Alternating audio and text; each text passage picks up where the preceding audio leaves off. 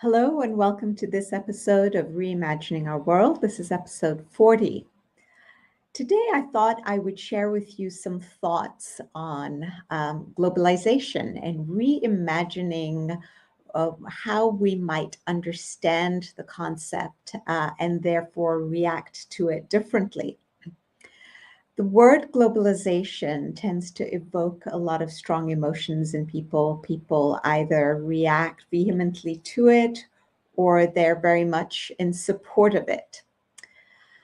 So before we proceed further, I thought it might be useful to actually clarify, for purposes of this conversation, what we mean by globalization, or at least the sense in which I'm using it. And this definition, which I've put on the banner down below, comes from a meld of two definitions given by two very important figures in leaders of thought in our day and age. One is Jeffrey Sachs, a professor at Columbia University, and the other is Professor Ian Golden of Oxford University. So Jeffrey Sachs focuses on the idea of globalization as being the fact of humanity's interdependence over vast distances. So interdependence over vast distances. Ian Golden focuses on the process of increasing global integration and cross-border flows that result from globalization that happen over an ever-widening set of countries. So in my mind, if you meld these two together, you come up with this definition that I've put here, which is the process of ever-increasing human interdependence across long distances, resulting in deepening global integration. Now, one thing is for sure, that globalization has had both positive and negative effects. Some of the positive effects are the creation of opportunities for economic growth and rising incomes across the world. Also, opportunities for a wider dissemination of knowledge and learning through the spread of advanced technologies like mobile phones and the internet. So these are some examples of the positive impacts of globalization. In fact, Professor Golden says that globalization, in his view, has been the most powerful driver of human progress in the history of humanity, which is quite a big statement. Now, what's interesting is that we as humans generally have a tendency to focus more on the negative in most situations. And so when it comes to globalization, we also focus on the negative impacts. Not to say that there aren't any, but we tend to over-focus on them. The fact is that if globalization has indeed made humanity more interconnected and interdependent, and basically made it more integrated, then it stands to reason that having become this integrated unit, so to speak, this unit is also now susceptible to systemic risks and dangers, like, for instance, the spread of pathogens, which we saw during COVID. Because of increased transportation and people flying hither and yon and moving between one place and another within a country like China, but also across the world, pathogens are going to be carried ever more rapidly. So this is one of the downsides, if you like, of globalization. The other is a financial contagion. So we see, for instance, that in 2008, the financial crisis started from a housing price bubble in the United States and eventually, through a series of events, triggered a global financial crisis. Now, our typical reactions as human beings is that when we experience the negative, we become myopic, we become very nearsighted, and we lose our ability to accurately read our reality and respond to it. And this myopia leads to a couple of typical knee-jerk reactions. The first is that we either repeat the same behavior, denying that it has any negative effects. And in this instance, we would just keep going at globalization the way we have without giving any thought to the negative impacts, thereby compounding those negative impacts. Or we do the opposite and we panic and we say, oh, let's reverse course. And we take a few steps back and undo some of the progress that we've made and undo some of the good that's been done. So the thing to bear in mind, as Jeffrey Sachs hammers home in his works, is that this process of globalization started when modern humans migrated from Africa 70,000 years ago. And this ever deepening integration has so woven and bound our destinies together as human beings that it's really impossible to undo. The way I like to put it is that once scrambled, the egg cannot be unscrambled. Sachs goes on to point out that every time we've tried to take some steps back to slow down globalization or arrest its process, it's proved disastrous. And he has some interesting examples that he provides, including the example of the Luddites in 19th century Britain. You will remember that the Luddites were a movement of textile workers, essentially, who felt very threatened by the new machinery that was coming out, the looms and the textile mills that was going to do the textile work and displace them. That was their fear. And so they would break into these factories and mills and they would destroy the machinery.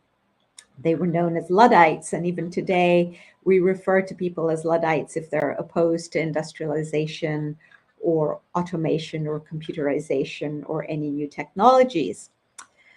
Another example is the Treaty of Versailles that ended up exacerbating economic and political malaise in Europe in the early 20th century, leading to the collapse of international trade and putting finance into disarray. And this combination of factors eventually led us to the Great Depression. So any attempts at what is called globalization, slowing down globalization or deglobalization, will lead to decline in growth worldwide and will lead to higher unemployment and destabilization of markets, including the market for food. It will decimate the world economy, lead to conflict with disproportionate impact on the most vulnerable. So what's important to realize at this point is that it's critical to acknowledge that globalization has had both positive and negative impacts. And the trick is for us to acknowledge that some positive impacts have come and not to take steps that would undermine those, while at the same time acknowledging the risks and the dangers and the negative impacts and learning to manage and mitigate them. As Sachs puts it, we need to learn to act smarter. Why is that? Because failure to manage risks leads to some bad consequences under which we're straining as a human race right now. The first is that the risks caused by globalization fester and proliferate, subjecting us to tremendous global challenges that include things like nuclear proliferation, runaway climate change, financial crises, pandemics, terrorism, and so on. So these are all the systemic risks to which we're exposed as a result of the interdependence caused by globalization. The second thing that failure to manage risk does is it leads to a backlash that translates into insular practices in an attempt to regain control. So what are some of these insular practices? Well, first we see xenophobia, right? We saw this particularly in Europe as a reaction to the tsunami of migrants coming from the Middle East and Africa, especially during the war, when the war in Syria was at its height. And it led to a backlash within Europe with the rise of far-right governments, and eventually even led to Brexit, with Britain saying, we want to take control of our own destiny, we want to keep the migrants out, and we can't do this within the context of the EU. They're not doing enough, so we're just going to exercise national sovereignty and do this.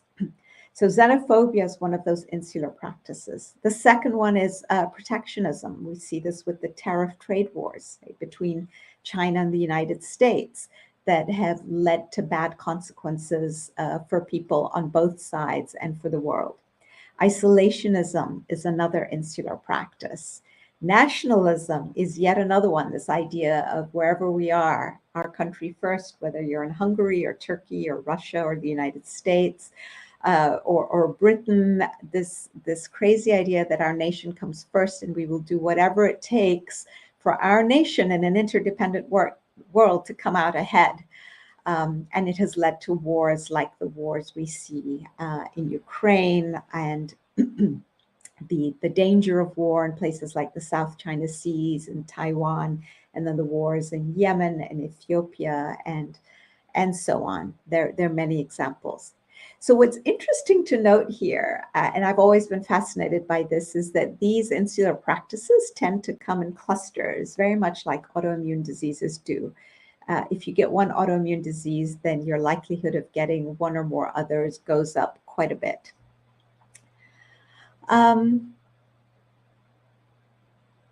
So how do we manage and mitigate these risks? Because by acting smarter. I believe that the first step is for us to start with our beliefs by reframing our concept of globalization. In other words, we need to let go of our limiting beliefs and the false assumptions that globalization is only bad for us and there's no good that comes of it, and that we need to quash and reverse it. And we do this by changing our understanding of human history. So the first step is to recognize that history is an unfolding story of the human race and its movement from a stage of immaturity in childhood, starting with infancy, towards maturity. It's a collective journey that we all take together that is marked by ever widening circles of integration and unity. So it's time for us to really abandon all these old fetishes that get in the way of our maturity. So all these insular practices that we talked about, like nationalism and xenophobia, and really get with the program and say, okay, we're now maturing as a human race into collective adulthood. What new ways of thinking and behaving do we need to adopt? We also need to be patient with ourselves as we do this, while also ensuring that we don't prolong this stage because it will lead to unnecessary suffering. The second thing to change in the way we understand our world, and we've talked about this before on this series, is that humanity now functions as a single organism. Because we're so interdependent and interconnected as a result of this movement of humans over 70,000 years, we have become as one. And it reflects the fact that there is a law that governs our social and spiritual life, which is akin to the operation of the law of gravity in the physical life, and that is the law of oneness. It requires that we develop a vision of our shared identity and common purpose as humans, or else what will end up happening is we will continue to be buffeted by competing ideologies and power struggles and an endless permutation of us and them, which leads to the tearing asunder of the social fabric. It's been happening and it will only continue to get worse unless we do this. This is what brings us to the proposition that really the crux of this episode for you is the proposition that globalization should be viewed as the tangible expression of humanity's journey towards unity. This is what globalization really is. And once we start to view it in that light, it liberates us then to start to take the actions that are necessary to manage and mitigate the systemic risks that are caused by this deepening integration. Now, before I move on to change in behaviors, having addressed change in thought, I wanted to talk for a second about the role of suffering. It's important to acknowledge that suffering, both mental and physical, has a role to play. It's not something we should seek, but once it happens, it can be used to help catalyze a shift in our collective thinking and perception by first stirring our conscience. When we suffer, our conscience gets stirred. We saw this during COVID with the Black Lives Matter movement in the United States, which then had a ripple effect across the world. The stirring of the conscience, the disillusioning of the masses as we see our world falling apart at the seams and people suffering needlessly everywhere, we become disillusioned. This stirring of our conscience and the disillusioning of ourselves prompts us then to want to make radical changes in the very conception we have of what society is. And that radical conception will allow us then to coalesce our disjointed limbs of this human society and bring them together in unity, thus fulfilling our destiny of maturity as a human race. Suffering can also be viewed as a fire, if you like, that fuses the discordant elements of society together. It also instills in our leaders the sense of responsibility, and maybe we haven't suffered enough because we're not quite there yet, but the sense of responsibility that's necessary for them to really act as stateswomen and statesmen and create peace in this world once and for all. Interestingly, both Jeffrey Sachs and Ian Golden acknowledge the role of suffering and disaster in bringing about the next level of change. And one example is that after the Second World War, the suffering of the Second World War, humanity created the institutions of the United Nations and the Bretton Woods institutions to deal with all the global financial matters. Now, after we've changed the way we think, we then need to change the way we behave. We need to adopt the necessary tools, powers, and capacities that are appropriate to this next stage in our collective development, which is our maturity, our unification as a human race.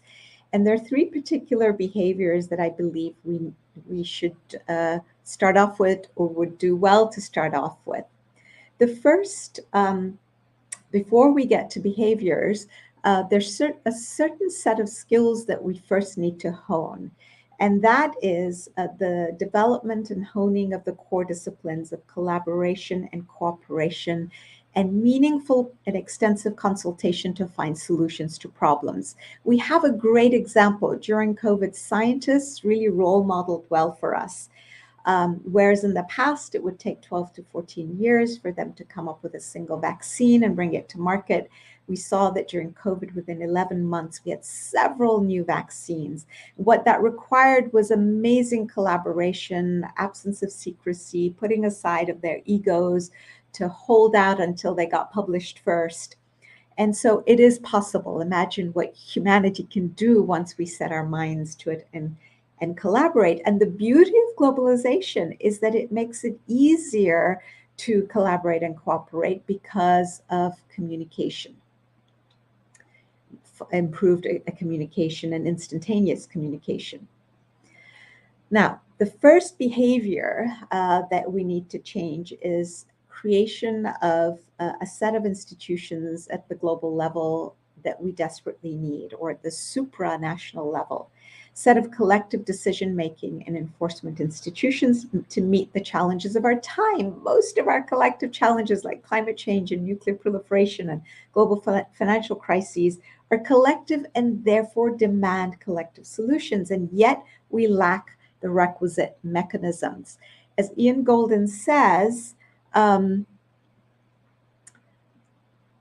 he says, global institutions which may have had some success in the 20th century are now unfit for purpose. And he goes on to say that our capacity to manage global issues has not kept pace with the growth in their complexity and danger. And we see that again with climate change, this complex problem that affects the whole world and implicates the whole world, requires the whole world to be able to act together and come up with something beyond just voluntary pledges that are loosey-goosey. The second change in behavior has got to be the identifying a shared set of global ethics, which we then weave into the very fabric of all our new institutions and processes. These are critical. As Jeff Sachs says, we need to agree upon a model of understanding and ethics on the basis of which to build peace. And Ian Golden also argues that it's necessary to make ethics the central concern in our discussions on the future of global governance. In fact, there are so many leaders of thought now, not just academics, but people who are been in politics and have served on various institutions, who've all arrived at this conclusion. What sorts of ethics and principles, first principles, are we talking about? First and foremost, the law of oneness, which must be made the ruling principle of international life. A recognition, in other words, that the advantage of one nation can only be guaranteed by guaranteeing the advantage of the whole organism, the world, so all nations. Dispensing with unfettered national sovereignty, we need to abandon this immature and childish fetish. The principle of collective security that we have spent a couple of sessions here talking about at length. I'd refer you to, I think, episode 29 was one of them, where we limit the number of arms that each nation has to the amount necessary to preserve internal order, and then agree that if one nation flouts the rules, the rest will arise as one to reduce it to submission. Another principle is that force is to be used solely in service of justice, that international force is to be used only internationally, not by individual nations, to safeguard the organic unity of the world. For those of you who are skeptics that such a thing is possible, it has been done before. I would refer you to a book, Building a World Federation, The Key to Resolving Our Global Crises, that gives an example of a principle that from conception to adoption by 193 nations only took 5 years. This is the responsibility to protect principle.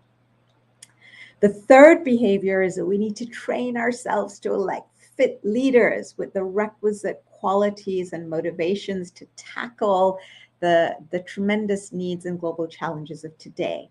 We know that building institutions isn't enough because any institution, no matter how perfect, is capable of misuse if the people who are members of that institution are unfit and don't have the qualities of character, including honesty, uprightness, selflessness, and so on. The first step in training ourselves to elect fit leaders is to change our conception of and assumptions about power, that power is not a means of domination, but rather a necessary element in social organization, whose sole role is to create the environment in which you and I and everyone else can fulfill our potential. And that power should be associated with uplifting words like release and encourage and channel and guide and enable. And that power is not something to be seized and jealously guarded, but rather it is a limitless capacity to transform that resides in the human race as a whole. So if we were to do all of this, then imagine what a different world it would be. A world in which, for instance, critical natural resources are equitably managed and distributed, including energy resources. A world in which the quantity of arms in each nation is restricted to what's necessary to maintain an internal order. And so it liberates us from the fear and suspicion and the enormous waste of money in these ever escalating arms races that we're engaged in, and the scourge of both conventional and nuclear wars. It'll take away the fears of the wars. We fear war over Taiwan between US and China. We fear that the war in Ukraine will spill over and involve NATO, and that Russia and NATO will have a nuclear standoff. We'll also have mechanisms to manage and mitigate climate change and to manage our financial and economic affairs so that we don't have destabilizing financial crises. In short, we'll be able to live in a peaceful and secure world. Um,